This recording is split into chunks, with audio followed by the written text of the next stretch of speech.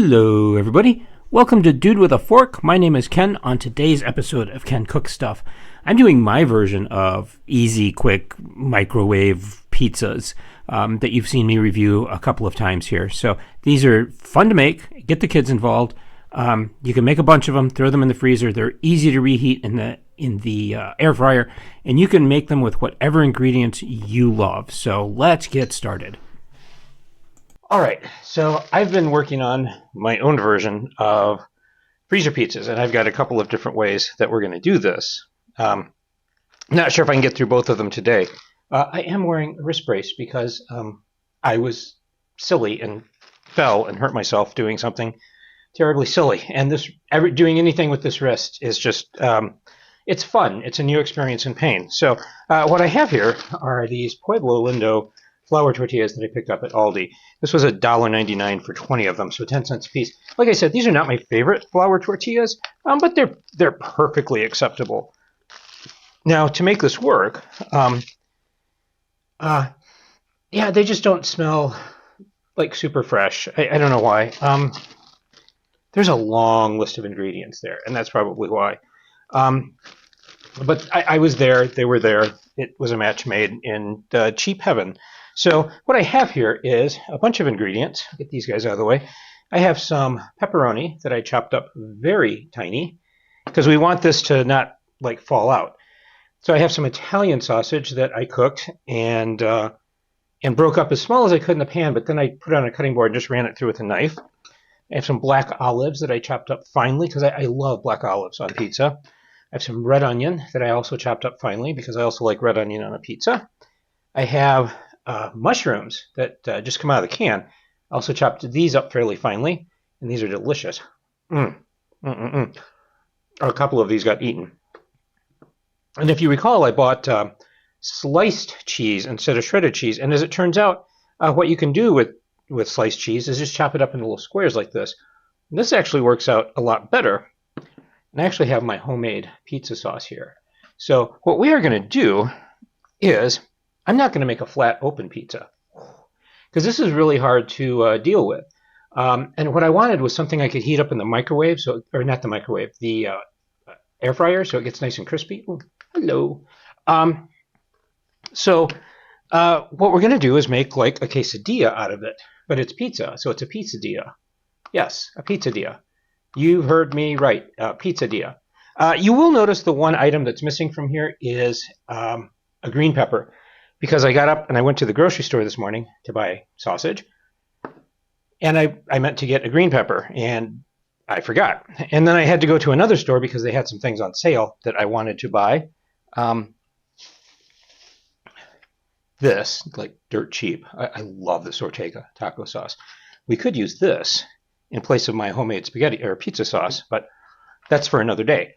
But anyway, and then I went to Aldi because I needed something else. What did I need? I forget. But anyway, and I thought, well, I'll just get green peppers at Aldi. So I've been to 3 different stores today. I'm done shopping for the next couple of weeks. I'm like, I forgot to get a green pepper, so we're not doing green peppers. So what I need to do is get a spoon, and what I'm going to do is start with a thin layer of this pizza sauce. And the problem most people have when they make homemade pizza is they will often put too much sauce, and this is why I make mine with a lot of herbs in it, because you want it flavorful, but you don't want a whole lot on the pizza. Everything just falls off then. You lose structural integrity.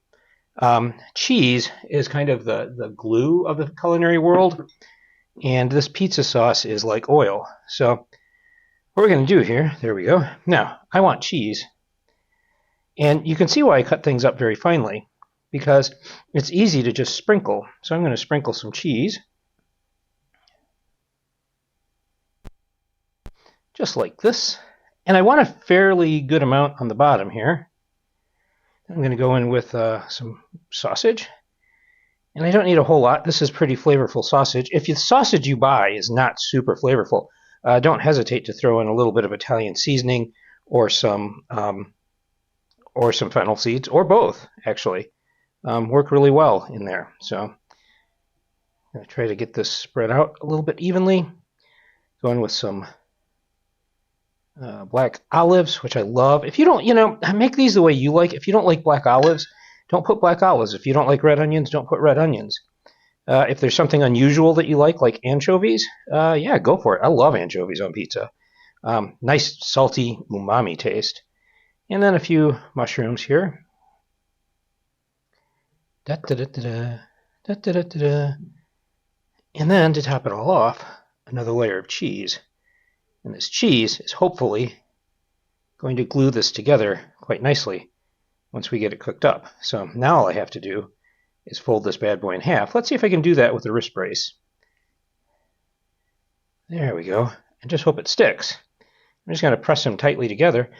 I'm going to head over to the stove. We're going to get a pan heated up, and we will get this guy cooked up. So I will meet you at the stove. All right, so I have a pan over here that's on medium heat. I'm going to turn it down just a little bit, so it's somewhere between medium and medium low. I'm going to get a little bit of oil in there.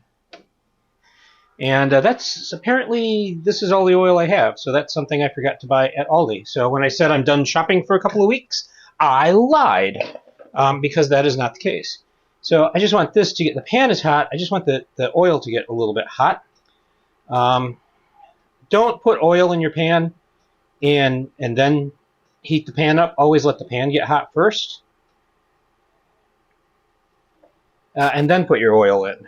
So let the pan heat up, then let the oil heat up. So if I've done this properly, he'll start, yeah, there we go. See, he's cooking all the way already. So I'm just going to keep pushing down on him. And all we want to do is get the insides melted and the outside crispy. So this might take a few minutes. But I'll just zoom through all the boring bits here. Hopefully, a lot of that stuff does not leak out.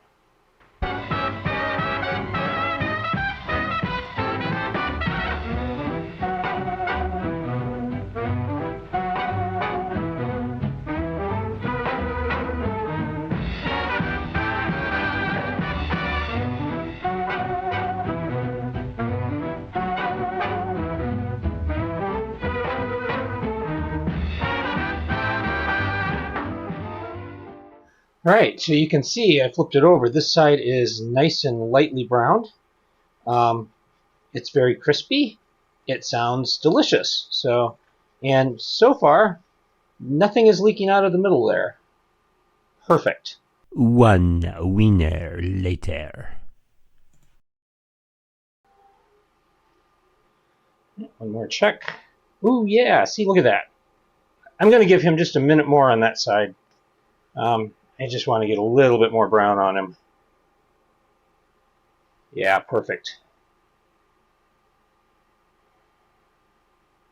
You can see here, all of that cheese is melting and ooey, gooey, yum. So let's see how he looks. Oh yeah, perfect. So I'm just going to get him out of here. Ouch. And burn my finger. And I'm just going to put him on a paper towel lined plate like that. So I'm going to make a whole bunch more of these, and I'll meet you back at the table. So see you in a bit. And this is what we have. I made 5 of these so far. You can make these by the ton. You can let them get a little bit crispier. You can see these here are darker than these, mainly because I was busy making other ones and I forgot and left them in the pan too long.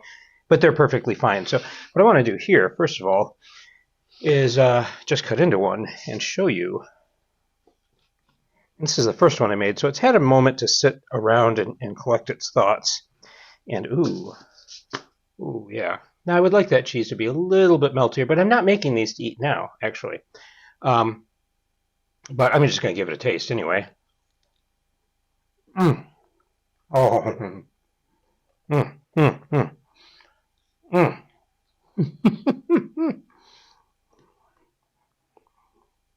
That is so good. That homemade pizza sauce, the sausage, the pepperoni, all that stuff. Oh, yeah. That's just great. Like I said, though, I'm not making these to eat right away.